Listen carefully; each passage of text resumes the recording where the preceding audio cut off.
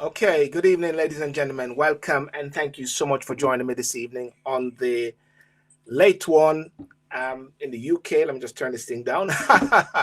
Well, yes, it is a wonderful Sunday evening, the 5th of December, 2021. I want to thank you for all the persons who are going to be on tonight, coming from Instagram, YouTube, and Facebook. For those who are asking, they didn't know I was going to go live today. Well, yes, I've been saying it to all persons. Even yesterday on Talk and Sip, I'll be live tonight with Mr. Joseph Patterson, who is the president of the United Independent Congress. United Independent Congress, which is the third political party in Jamaica, registered third political party in Jamaica. And I'm going live from YouTube, Facebook. And I wanted the opportunity to interview Mr. Patterson. Mr. Patterson has been in the news of late. You may have seen him, even recently was arrested. And he has a vision for Jamaica. I'm sure many people have a vision for Jamaica. Those in the diaspora have a vision for Jamaica. Those on Instagram, whatever land, everybody have a vision for Jamaica. I remember many years ago in the Diaspora conference in 2004, Delano Franklin was the Minister of State with responsibility. And he said, Jamaica has so many leaders. Everybody has a plan and has a vision for Jamaica, and which is very profound, you know? So I want to take this opportunity just to say as well that I have interviewed the former leaders, which is Andrew Holness. I interviewed Andrew Holness just before he won the election when he was in London. I interviewed Mark Golding just before he won the presidency of the PNP. And now I'm going to interview Mr. Joseph Patterson just before what? But let's just see a little clip. Convinced of what my mission is. Now, for persons now in the diaspora wanting to get involved in Jamaican politics back in Jamaica, what word of advice would you give them? They are in the diaspora, they're in the UK, they're in Canada, and they're looking and they're saying... Well, I say, you know, the first thing you need to do is come back to Jamaica. and then you need to send an application into the Jamaica Labour Party. Well, that was Andrew Holness, and then I had an interview with Mr. Mark Golding. Useful avenue to hear from the diaspora for them to participate in legislation and in the debate of motions in Parliament and so on. In terms of the actual voting, that is something I think I would need to take further advisement on, because the sheer numbers of it may raise issues that I'm not able to say I can definitively. Okay, so there we go. Set the stage. And tonight, how we're going to do this now, I'm going to ask Mr. Patterson a few questions, and he's going to set out his vision for Jamaica. And I have a few persons who are queued up to ask him some questions. And if they don't even come in, I will also have the question which persons have sent, because I made sure that I had a cross-section of questions from around the world who are willing to ask Mr. Patterson a few questions. And before I start, Mr. Patterson, Joseph Patterson, L. Patterson is a chartered professional accountant, social entrepreneur, and good governance advocate. Joseph L. Patterson is the founder and president of the United Independents Congress of Jamaica, Jamaica's third officially registered political party. Registered, that is crucial, and he will explain why that is so crucial. A chartered professional accountant, CPA, with over 25 years experience in business, finance, and leadership, serving clients in the Caribbean, North America, and Europe. Mr. Patterson was born in Kingston, Jamaica, to Ruth Williams, a factory worker and single mother, and Joseph Patterson, an electrician and businessman. Without further ado, I'm going to bring in Mr. Patterson. Sir Patterson, good afternoon and welcome to the show. Good afternoon, Sylbourne. Thank you for having me. I'm seeing a picture of myself blocking you and I on screen, so I'm not sure if you are aware. Oh, no, I actually, anyone can see that? A picture blocking it. Is that your picture? It's my picture, but you and I are behind it, so I wanted to make sure that you're aware. There you go. Now we're good. We're good. Well, at least they're seeing you still, because the voice is powerful at the same time. So I want to thank you so much out of your busy schedule today to join us, and I know you got busy engagements after. Mr. Patterson, as I said before, and even the two clips I played with the Prime Minister and the opposition leader, they touched on the diaspora, and I'm using this opportunity for you to tell the diaspora in a way who you are. Even though the Jamaican diaspora are so queued up onto Jamaica. I remember many years ago when my father was alive and I was here in the UK, I used to call them and tell them what is happening in Jamaica. And my father said to my mother once, the boy there in England, I tell you what go on a yard. You know what I'm saying? Yes, So yes. please, if you can introduce yourself to the diaspora, sir. Sure, sure. I mean, I'm not sure where to start, but let me begin at the Yes, sir. beginning. So I was born in Jamaica in 1971, August the 2nd, actually, in Kingston, in the rougher parts of Kingston, a place called Blake Road, where, when I was born, the the morning when I was born, the night before that, my mother had to duck gunshots in order to get to the Mm. hospital with my grandmother. We grew up my sister, my brother, and I, three of us with my single mother. We grew up in a small one-room house, outdoor bathroom, chimney under the bed, struggling to make ends meet, going to school with a cup of, what do you call it now, Cersei tea or mint tea or soursop leaf tea and a slice of bread with some butter. And just, trying to make ends meet. I failed the common entrance twice. I failed the technical entrance as well. So I wasn't heading in the right direction academically, but I was relatively bright in terms of my intellect, but not so good at the academics. I ran away from home at 11 to live with my father, who was more affluent than my mother. And during the course of that, I was told that I can't do much with my head, so I need to learn to do something with my hands. I didn't take that too kindly, so I decided to shift gears. And as a result of that, I became head boy, student council president, all the stuff in school, for both Spanish Town Secondary and then St. Andrew Tech, where I won a scholarship to go to UTech to study engineering. And from there on to be a teacher of mathematics, physics, and engineering science, and then a assistant manager at the sugar company for instrumentation. Got Yes. married to my grade 8 high school sweetheart, and we migrated to Canada, where I lived for a number of years. And then I returned to Jamaica 10 years ago. And Yes. 2 years later, started working on the UIC, seeing how atrocious the country was, being really very disappointed with, after so many years of the two major parties, to see that we're so far behind, and countries like Singapore, in the same period, as more than quadrupled in their ability to lift themselves up. Yeah. Yeah. Yes. So from that, I got involved, and the rest is history. We're here today.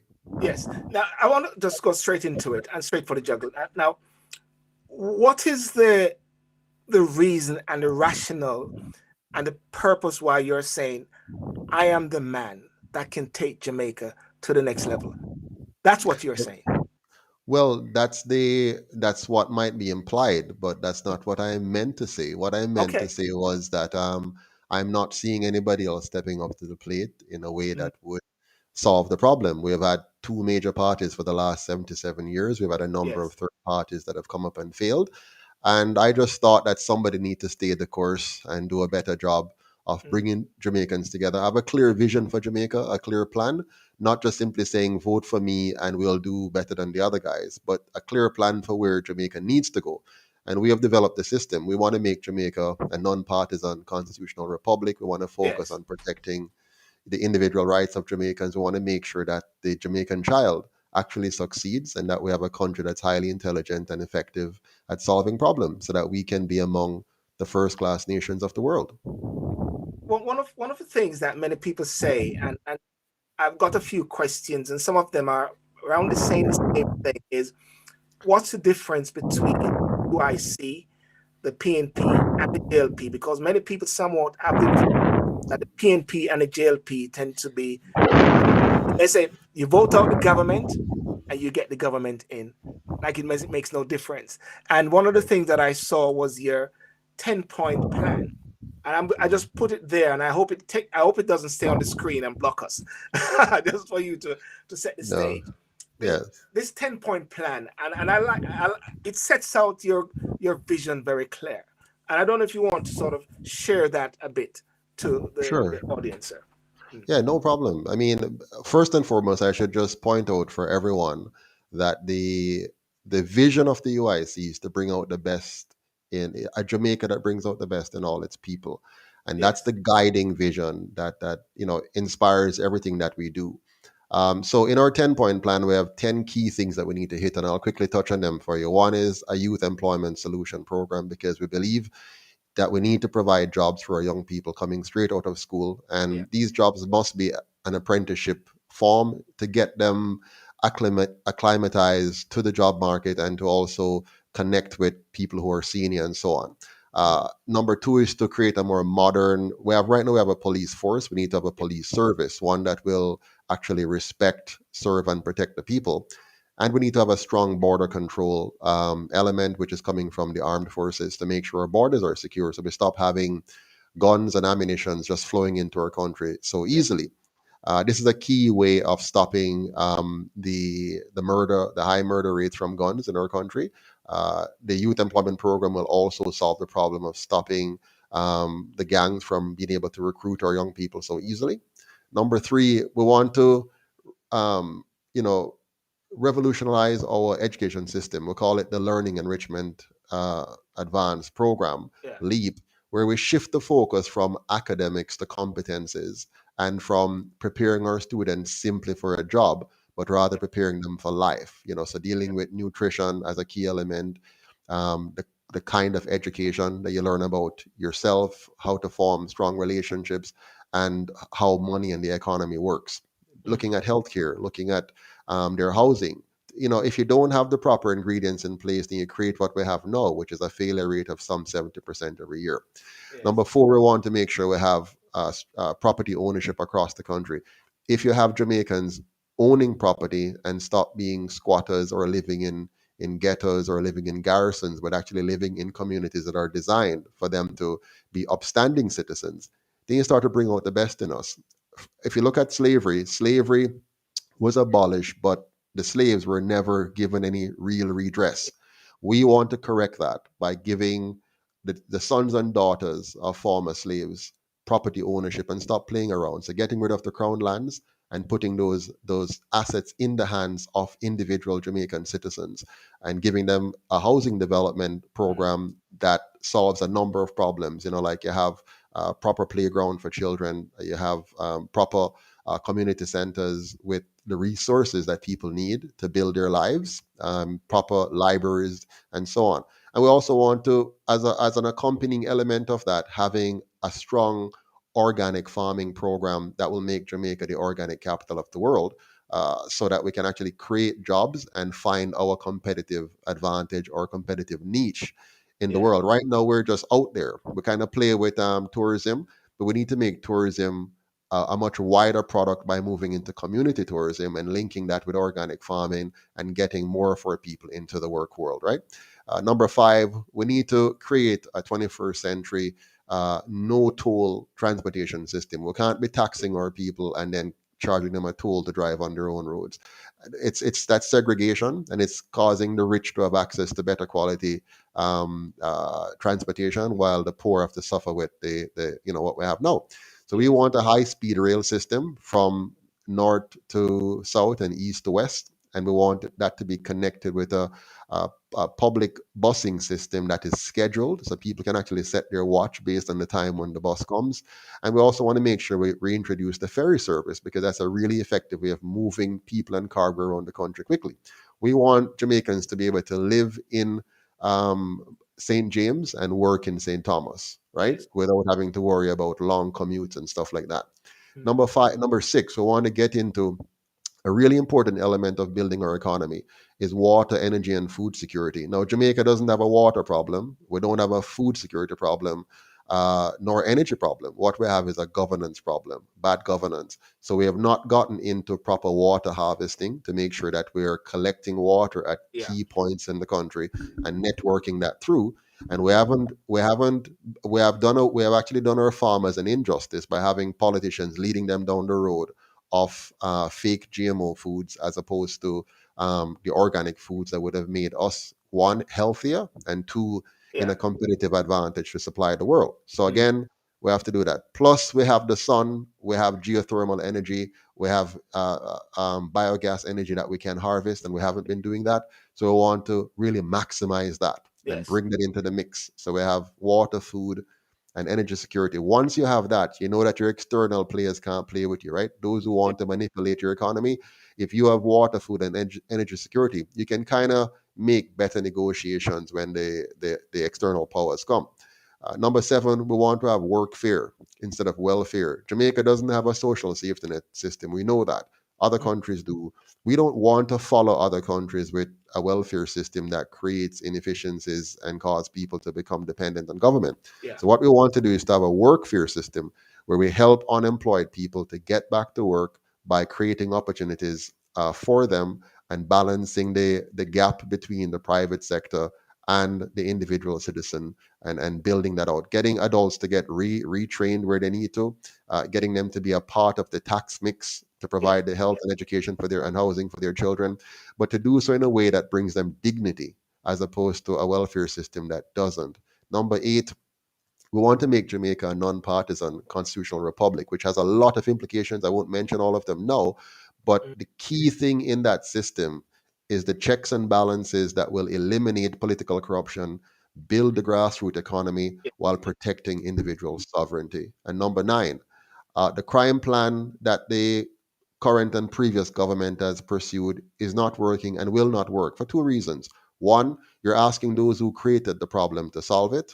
And 2, they're trying to solve it from the bottom up instead of from the top down.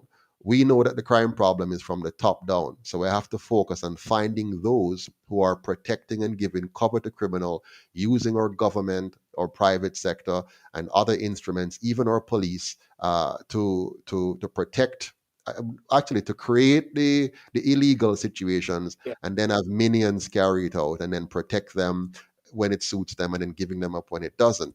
So we want to tackle that, and we're going to use a Truth and Reconciliation Commission and an amnesty program to save some of our young people who have been misguided, and to go after the real kingpins at the top from our Prime Minister's office downwards, and eliminate that problem. And number 10, which is a big part of our strategy, is to revamp the tax system to make it simpler, to make it fairer, and to make sure that all Jamaicans participate. So we have a 10% income tax, which we're going to tax income from all sources, including remittances.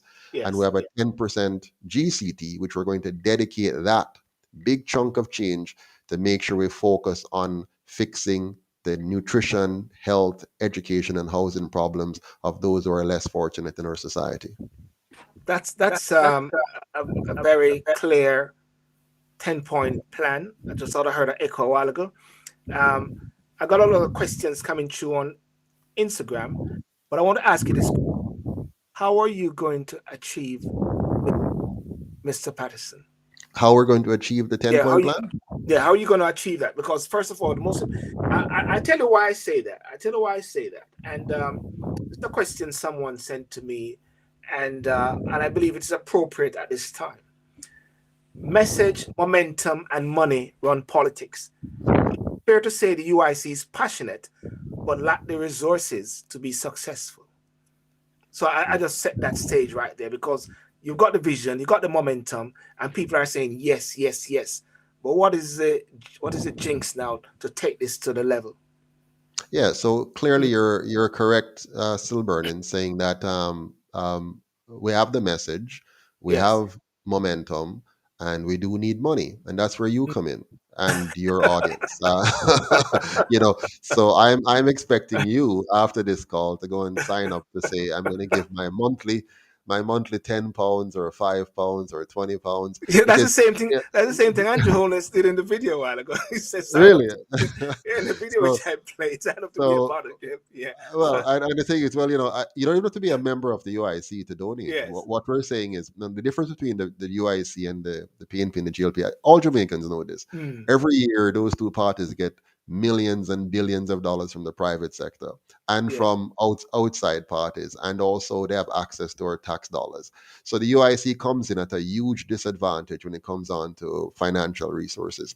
But what we do have is a trend of Jamaicans shying away from the polls. So from the last 3 elections, we have gone from 48% who didn't vote to 52% who didn't vote to now 63% didn't vote. So there's a huge number of Jamaicans that are looking on and saying something is wrong here.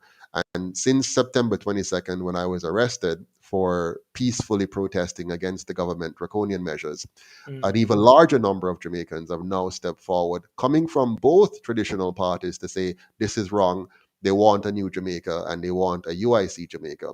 Now, the beautiful thing is, Sylbourne, since then until now, our membership has gone up tremendously and our donations have gone up tremendously. So we're now having resources to do things we previously were not able to do. Now we do need a lot more because the monies coming in are small donors, and that's who we appeal to. We do not want any big donor that wants to come and change our message or change our philosophy or change the direction or to corrupt us, right? So we're focused on small donors. And so I want to thank personally right here now all of the persons in England, in Canada, in the US, people, Jamaicans in Germany, Jamaicans in Australia who have sent in $25 US, $10 US, 30, 50, 120. I love you all and I thank you all for what you're doing. Without you, we cannot be. And my friends here in Jamaica, all of the people in Jamaica, the 1,300 who signed up immediately to help us to become a party, the 5,000 who have signed up before September 22nd, who have sent us their support, and all of you has come in since then. I thank you for your $1,000, your $5,000, and your $10,000. Okay, thank you for that. One of the questions that someone just asked a while ago is corruption, because. And before I go to the corruption, was the police marching recently? Was it illegal or was it legal? Well, I'm yet to hear. I mean, the police seems to have gotten a pass because I guess they wouldn't arrest themselves. But I must tell you that the UIC stands with the police. We know what they're going through. Just so you know, Sylbourne, there are different levels in the police, right? And the rank and file ones who you saw recently marching, which is the bulk of the police force, they were not the ones that were per se carrying out the instructions. It was a more elite part of the police that was called upon to carry this out. So we stand with the police in demanding that the government pays them their back wages for the last 13 years. We stand with the police for better working conditions. We stand with the police for the ability to be able to buy a home, buy a car, take care of their children, and be able to retire with confidence. We cannot ask these men and women in uniform to do a good job and not give them the resources and the compensation necessary for them to focus on respecting, protecting, and serving the Jamaican people. Okay, well, thank you for that. One of the things within the diaspora, what many people talk a lot about is crime and crime/corruption, but crime. And of recent days, you have seen where the SOE came on and the opposition party didn't support it to the next level. What's your strategy for crime, to deal with crime, to break that backbone? Well, as I said earlier, I mean, first of all, let me congratulate the opposition for finally doing something worthy of commendation, for not authorizing this. So it's a pity that they have not been a strong opposition in the last 2 years, and they've really done a disservice to the Jamaican people. But the UIC is very committed to creating a safe, clean, and orderly Jamaica. And the way we're going to do this is by tackling crime, not by focusing simply on sending police to block roads and set up checkpoints and having curfews that limits Jamaicans from being able to go about their business. What we're going to do is to focus on the root cause of crime. The root cause of crime is political corruption, believe it or not. That corruption comes right down into the police service and goes right down even into the society, where the citizens are afraid of reporting things to police or coming to court to give evidence.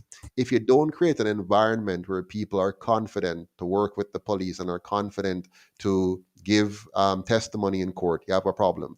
If you don't have a good witness protection program, you have a problem. And if the people know that their very political leadership is a key part of the problem, then you have a problem. So by electing the UIC alone, the crime problem will begin to be resolved, because now those who are a part of its core structure at the top will be out, and those who are being covered by them in the middle and the bottom will now have no more cover. So that's a beginning part. So first, Jamaica, if Jamaica wants to solve the crime problem, don't vote JLP or PNP. That's number one. But make sure you also vote UIC, because you can't just not vote. Because if you don't vote, the few who do vote will be voting for one of those two. So let's now get out there and get the UIC in. The UIC is going to address multiple areas: education, the youth employment solution program. The YES program is going to bring down that problem. The workfare program, which gets our adults working, will help that problem. The what you call it now, our organic making Jamaica the organic capital of the world is going to create a ton load of jobs. The construction boom that we're going to start is going to create so much opportunities. Those who are currently involved in crime will have less incentives to continue, and us giving them a way out through the the Truth and Reconciliation Commission and the Amnesty Program to bring in the guns and so on. All of that together, Sylbourne, is going to make Jamaica a safer place, but it's going to be very unsafe for those who have been running this criminal enterprise behind the scene, especially those at the top in our political and police structure. You mentioned that one of your policies is to get rid of the Queen, okay? And get rid of the Queen, the Governor General, the colonial constitution, and become a truly independent, non-partisan constitutional republic. Never again should we have a dictator as a leader. There's a school of thought that just becoming a republic doesn't deal with the problems, because the problem exists already. Being a republic has its fair share of faults. Being the accountability, the transparency. Don't you think that somehow you will have a situation whereby there's no accountability? I mean, to say there's no accountability, or you're saying whatever, let's just get rid of the Queen. Let's just follow Barbados and get Rihanna to be our national hero. No, the UIC is far more responsible than that, and that is why we don't go for fake republics. The Barbados, Guyana, Trinidad, China, these are all fake republics. Okay. A true republic is one that protects the sovereignty of the individual with the appropriate checks and balances. So the UIC is republic, which we call, notice we say non-partisan. And what that means is, for the first time in the history of our political structure, big business, big money, and political parties will no longer be able to fund candidates. All our candidates will be 100% publicly funded, given the same platform, the same access to social media, television, radio, newspaper, and therefore they will not be beholden anymore to the wealthy powerhouse behind the scene or to a political party, but will be able to stand up. So for the first time, the poorest person in a society, in a community, will be able to run and be on the same playing field as the rich. That's a non-partisan. The constitutional side now, instead of us building a society like we have now, where it's based on the whims of who we elect, we're now going to have the rule of law, which is going to be inflexible and is going to stand firmly on the side of protecting our rights. And the politician has to fit within that. So the rule of law is critical. And so at the end of the day, what's going to happen quickly? You're going to have now an elected president, not the fake appointed president by the House, as they have it in Barbados and others. So you're saying Barbados is a fake thing? That's a fake republic. All they have done is gotten rid of the visible participation of the Queen in their system and changed the name from Governor General to President and kept everything else. And the reason why the Governor General is the President and the Prime Minister is still the Prime Minister. Yeah. And the same structures that facilitate corruption will be there. So the UIC fixes that. We will have a directly elected president by the people nationally. We'll have 3 vice presidents, 1 for each county, directly elected by the counties. We'll have 14 senators instead of 21, directly elected by their parishes. Watch this now. In the current system, we have 21 senators, 13 appointed by the Prime Minister, and 8 by the opposition leader. That is pure corruption. So we're going to get rid of that fake Senate and give us a real Senate with 14 senators, every one of them elected by their respective parishes to represent the parishes. And then at the constituency level now, the persons who the constituency that they're going to represent, and will therefore be elected by people who they know, people who know them, and they would have been a part of that society and understand what needs to be fixed and can represent them in the House. We're also going to cap government, 10% tax. They can't go above that. With what that does, it makes sure the government has to focus on being efficient and effective and not pass on the cost of waste and corruption to the citizens. These are just a few of the things we have done to solve the problems Jamaica has. I think that is important, because I just show last night we had a discussion, and as you can see, the lady who just commented exactly like I was saying, they are still within the Commonwealth. But I'm going to bring in Mr. Richard Davis from Manchester, not Manchester in Jamaica. He's a bit smeared up like he's in the fog. Well, I guess it's foggy in Manchester. It's cold, isn't it? Richard, how are you? Okay, your audio is gone. Bring in your audio. Okay, so we're not going to hear from Richard today. Unmute yourself, Richard. Richard, unmute yourself, Richard. Somehow. Right, sorry. Good evening, gentlemen. Yeah, sorry. Yes. The technology here. Right, welcome. And thank you, Mr. Patterson, for actually taking time out to listen. My pleasure. To in the diaspora, because I think diaspora play a key role in Jamaica now and in the future. I want to ask you a question that you're familiar with, because you just mentioned some key words before. You mentioned Spanish Town, and also you actually live in the diaspora. And I think, just like me, I'm from Spanish Town. I go to Spanish Town High School, and I'm in the diaspora. And I'm also I'm a community activist. And my day job is supporting small business. So my question is around the future of Jamaica. What can your party do to encourage future generations of people in the UK of Jamaican heritage who want to invest, to visit Jamaica, and call Jamaica their second home?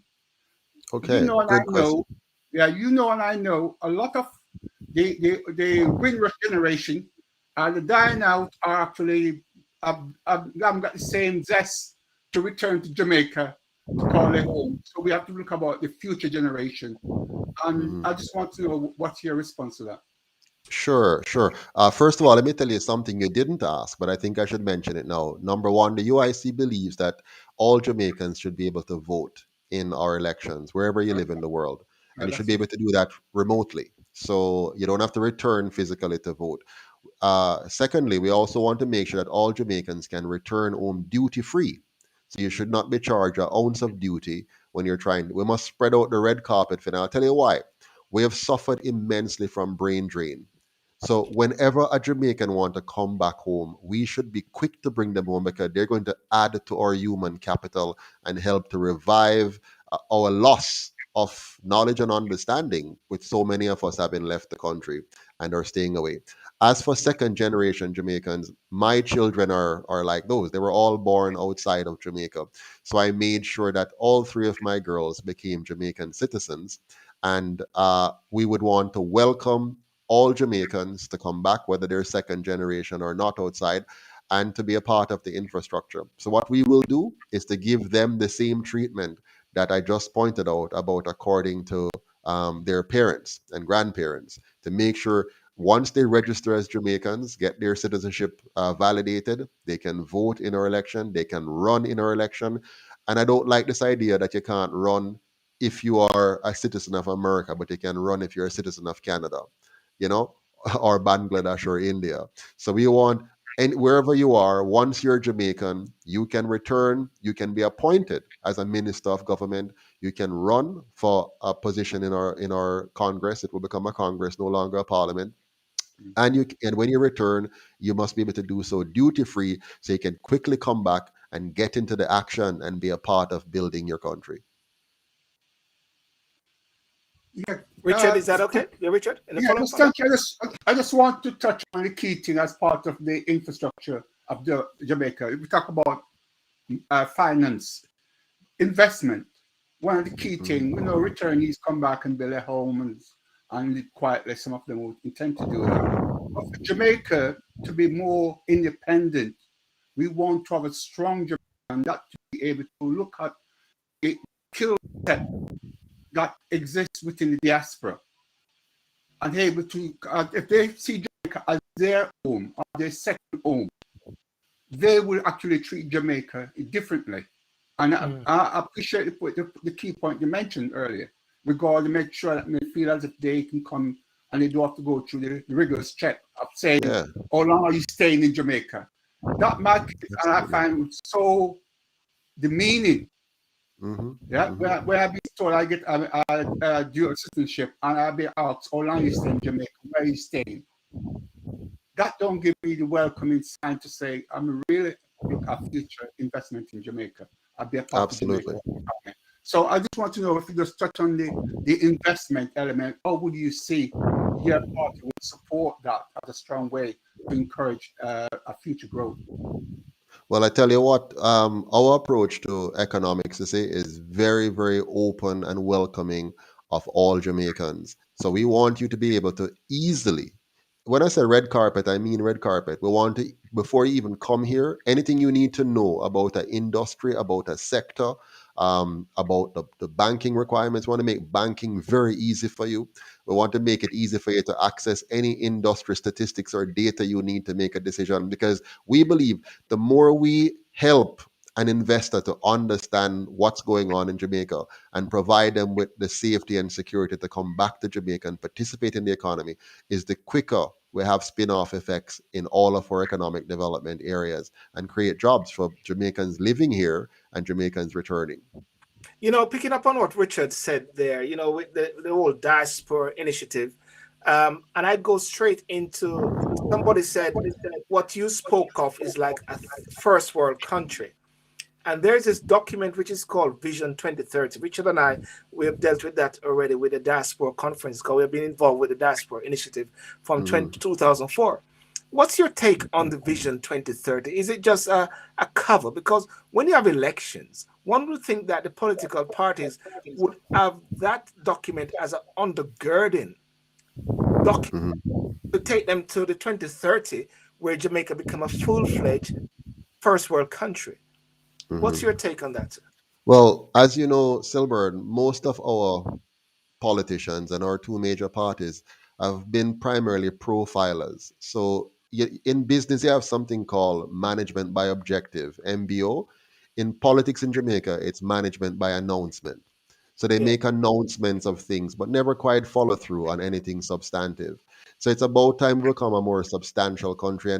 And Vision 2030, like all the other plans of the government, is not based on an appreciation and respect for the Jamaican people. It's based on the politicians simply announcing things and saying, we're going to do this. The UIC has a different approach. We believe that everything we do must be undergirded by respecting the Jamaican people and focusing on their needs. And what the Jamaican people need right now is a government that's going to ensure that they have a safe environment, a clean environment, an orderly environment, one that is going to stop the corruption, stop the waste, and focus on ensuring our children are properly nourished, properly educated, have appropriate health care, and finally, that all Jamaicans are property owners, having decent homes in which to live and reside and make good decisions for themselves and their families. Yes. Okay, Richard, I'm going to let you go, Richard. Okay. Thank you very much. Thank you very much. Thank you. Okay. Thank you, Richard. You know, I'm going to bring in Mr. Lester Percival, who was. I think you got a feedback there, Lester. I don't know what it is. You having a feedback? Okay, keep talking. Ask the question, and then we can. Good night, gentlemen. We can mute you after you ask questions. Yes. Thank you for having this forum, Sylbourne, and thank you for agreeing to do this interview, Mr. Patterson. My first question is, what is your policy on energy? Because as I'm living in the Netherlands now, and we have a very efficient energy policy. What I am surprised about is that Jamaica has not taken on more of a renewable stance. But what is UIC's policy on energy, and how can it distribute energy to the length and breadth of Jamaica? A lot of people don't have electricity as it is now. Yes, very good point, Lester. Thank you for that. Our policy is to open up the energy market so that we have a competitive. You want to mute him for me, Lester? One second, Lester, can you mute yourself? Fantastic. There you go. Right. So what we want. Is it muted? No. You're not muted. I can hear you still. Okay, I tell you what. No, Lester, you stay there. I know what I can do. You stay there. Keep talking. There you go. There you go. Wonderful. So to answer Lester's question, we are 100% in line with his thinking. We believe that Jamaica needs to move to alternative energy, but most importantly, we need to have a truly market-driven energy infrastructure. So we want to take away the monopoly that now exists and create a backbone or framework whereby other energy suppliers can come onto that platform and feed energy into the system that's distributed to the Jamaican people. We also have to make sure we get rid of the duties that are being charged on bringing in technology for alternative energy so that Jamaicans can access these technologies at the same price or at least not too much higher than what is happening in other countries. We also have to get into the business of educating our children or people on how to use energy. For example, much of our sewage system can be turned into methane gas and used for energy. Our water infrastructure, if we were to put in water harvesting around the country, it will reduce the cost of moving water to where it is needed.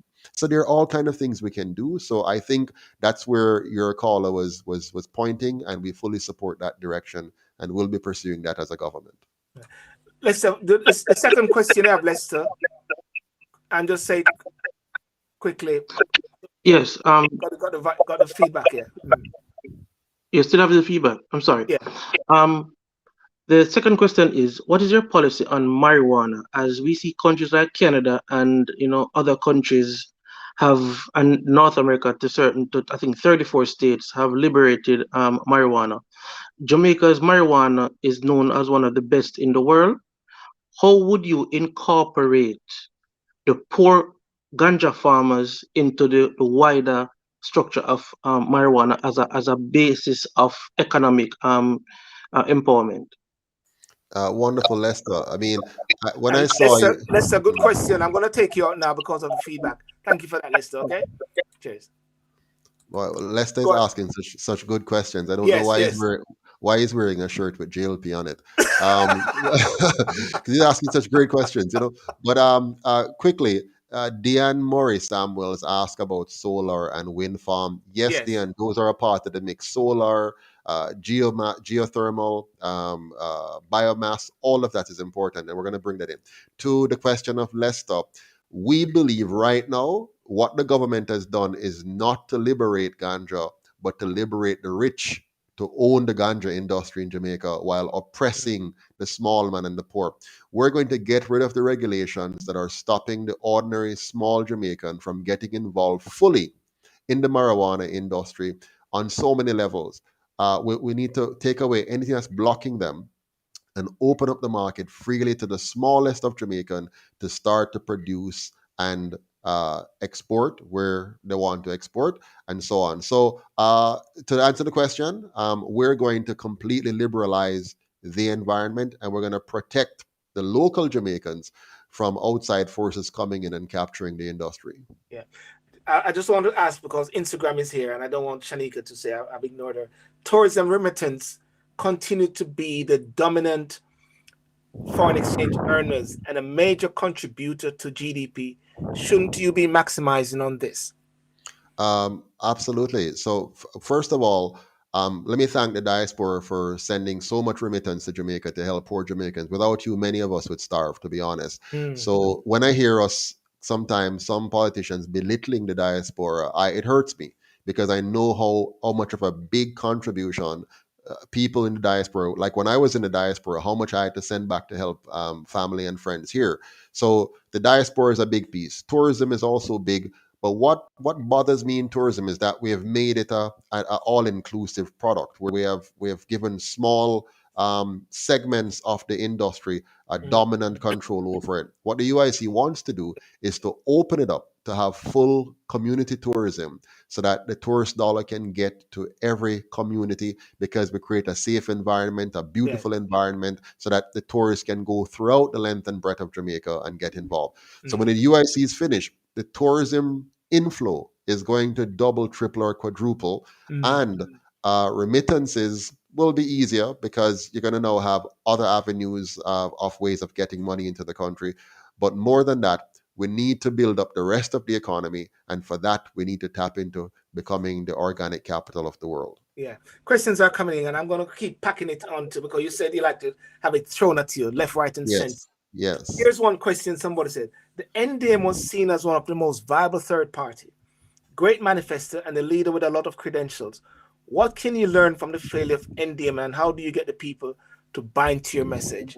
And as you know, because the NDM was there until... Yeah, man. Yeah. I fully understand. So the NDM, remember, the NDM was not a party like the UIC. The NDM was a breakaway from the JLP. That's very important to remember. So the people were excited but still cautious. And when Bruce Golden went back to the JLP as quickly as he joined the NDM and led it, that broke the confidence of people in that party and relegated it to the history books, never again to rise.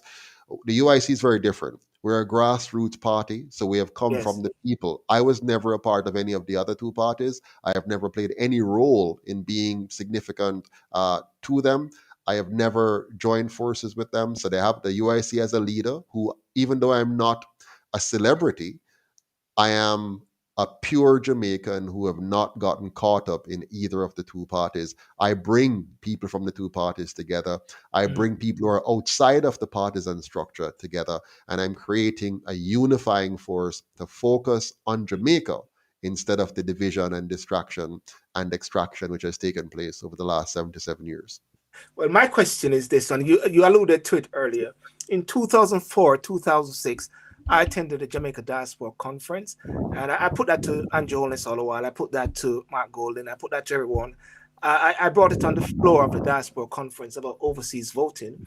2006, I brought it up. 2008, and every time there's a Diaspora conference, the same issue comes back up, but there seems not to be the will to address it. My personal position is this: whether it is that you give the right to vote or not, but just to deal with it. Are you a person who's going to deal with it, or you already have your vision, your answer as to what you want to do? Well, the UIC has decided that we want to make all Jamaican a Jamaican, whether they live in Jamaica or not.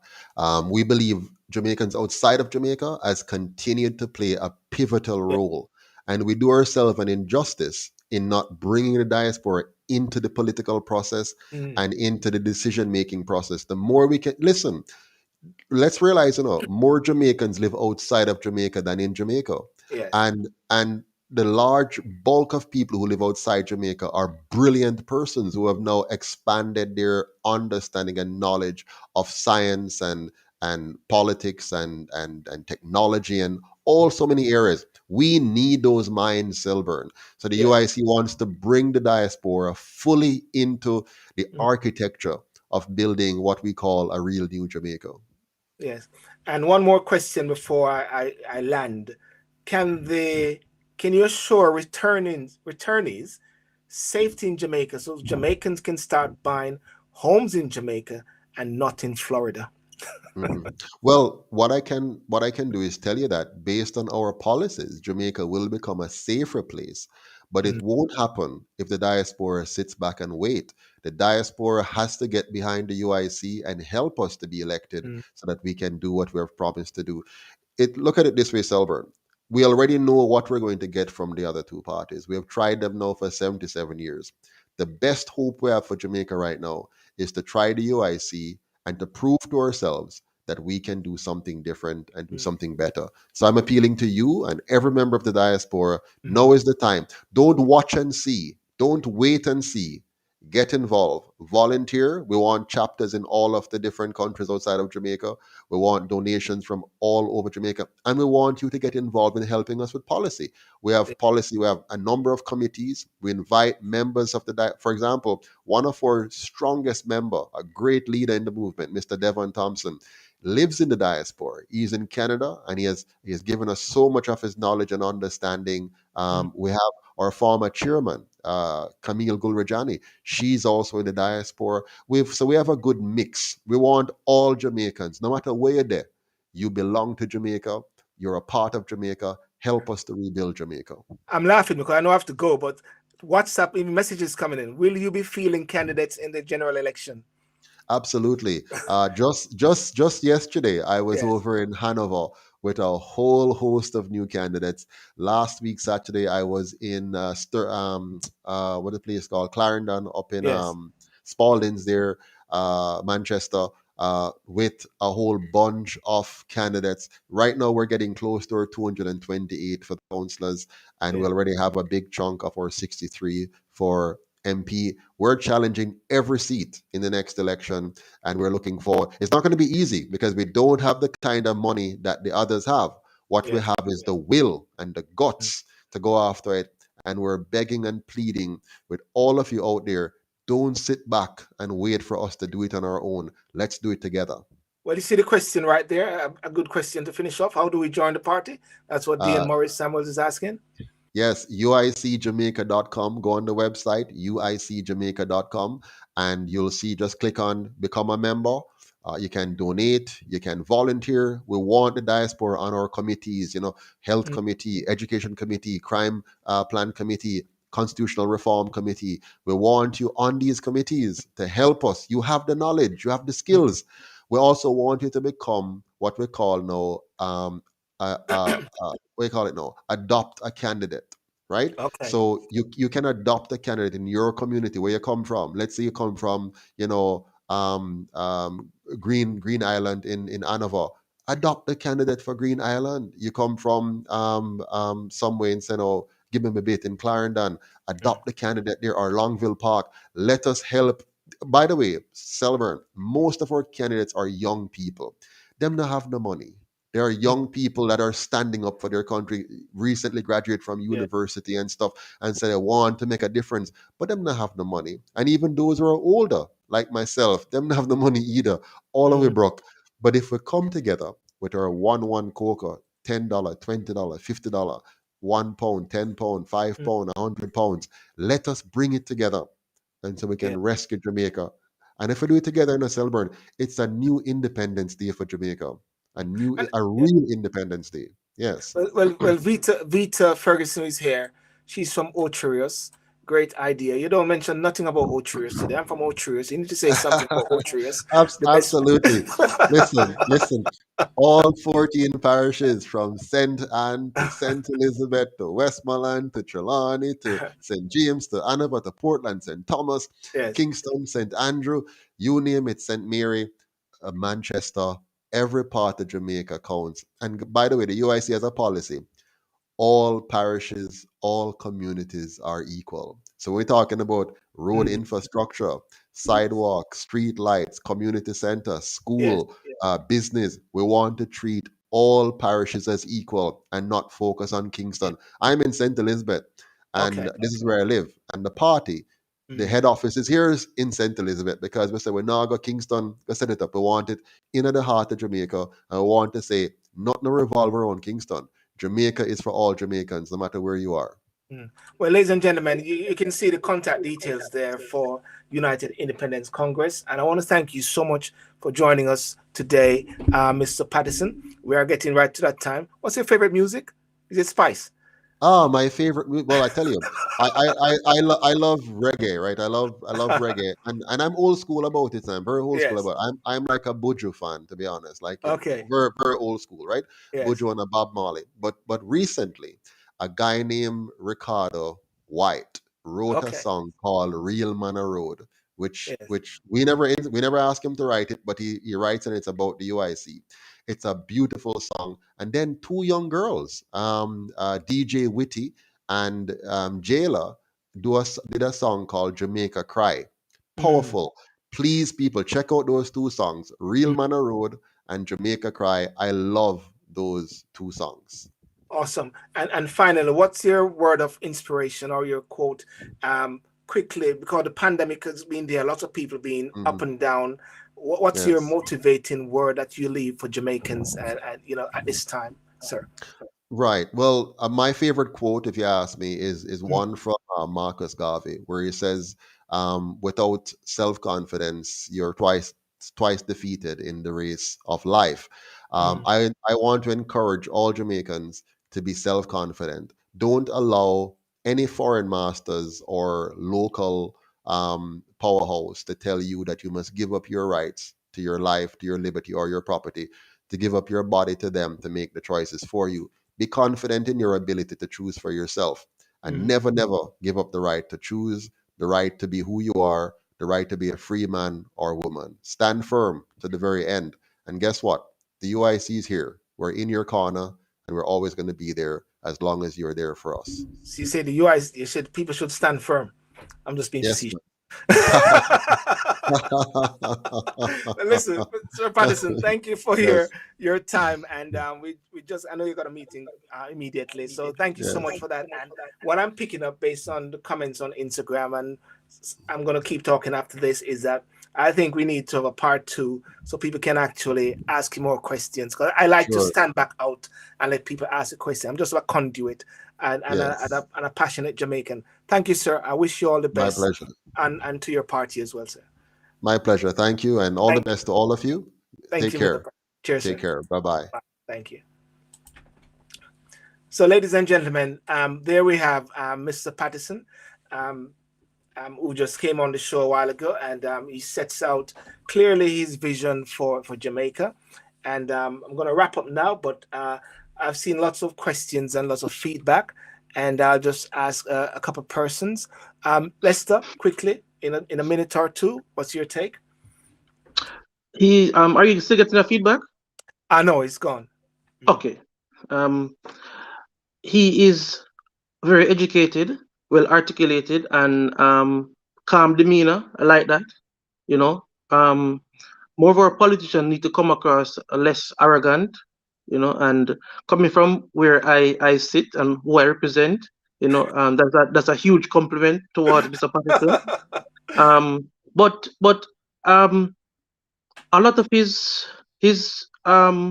utterances are not new. The Honorable Bruce Golding had echoed some of these sentiments before. You know, not new under the sun, but it's commendable that, you know, these things are things that I think can move Jamaica forward. There is a deep concern on my part in terms of funding, because the desolidification of water that he's talking about, the energy process that he's talking about, these things take huge cost. And he did not go into depth on how he would fund these things. Yes. You know, so, and also, I think that he did well up until the last part, where he said that the candidates that he's fielding has no money. It's one of the worst things for a political party to make those utterances, because of the psyche of how we are cultured politically. But isn't it, in fairness, isn't it a time for a new shift where people are very open and transparent?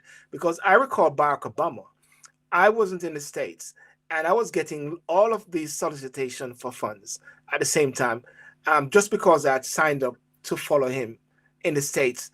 And through that same solicitation took place even with Biden campaign as well against Trump.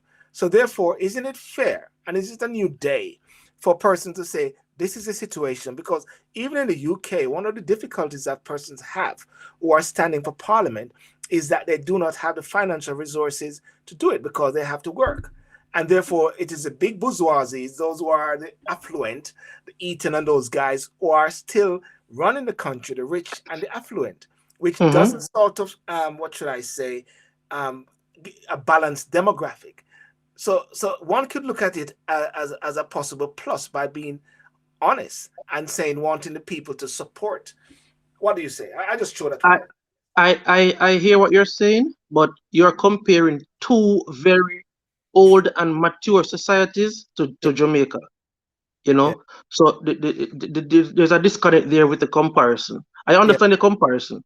Yes. But the thing is, people are going to look at, especially the voting middle class, because the emerging middle class is the one that is pushing the narrative now, is the one that is on Twitter, Facebook, and stuff like that, pushing the narrative. The thing is, the emerging middle class and the middle class is going to ask, what are you successful at? You know, so they want to see a track record of, say, what are these candidates? What have they done?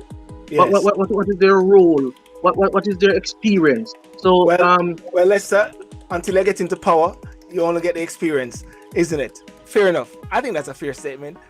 Lester, we'll talk, yeah. All right, peace out. Yeah. All right. Cheers, man. Thank you. Well, ladies and gentlemen, everything starts somewhere. And as a person who's passionate about the underdogs, I think it is very important that persons who want to aspire to the highest office should actually go for it either way. And I encourage the UIC, I encourage any political parties that is really have a position and an ambition and a passion to see a better Jamaica. Yeah, for a better Jamaica. And that is what I say. And if it is to be transparent and say, boy, I'm in out of money, it's better you say that straight, you know? And then the people will come and support you if that's what they want. Because as someone said earlier, passion, momentum, inspiration, you can have all of that, but you need the cash to care as well. Okay? So ladies and gentlemen, I want to thank you so much for joining. Dion, Devon Thompson and everybody, and for joining. And next week, Sunday, I like the Sunday evenings. I think the Sunday evenings are cool. We can get some good chill down atmosphere and some good chill down guests. And we take it from there. Have a good week. God bless you. Peace out. And remember to like and subscribe to the Sylbourne Show on YouTube, Instagram, Facebook, Twitter. And also, most importantly, check us out every Thursday night where we have In Review, where we look at some of the top news and talk about everything with the doctor, with the reverends, as much as possible. I like having the reverends on the show. It brings a level of morality and take away the fluff, because sometimes there's so many fluffs in society now. Everybody wanting to go viral. But let's get some substance. What I want to talk about is substance, something deep that can empower you and can actually inspire you to take it to the next level. And Saturday night, Talk and Sip, where we chill and have a drink at the same time, and some crazy people come on, you know, but it is a diverse thing. So all the best. Good night. Thank you.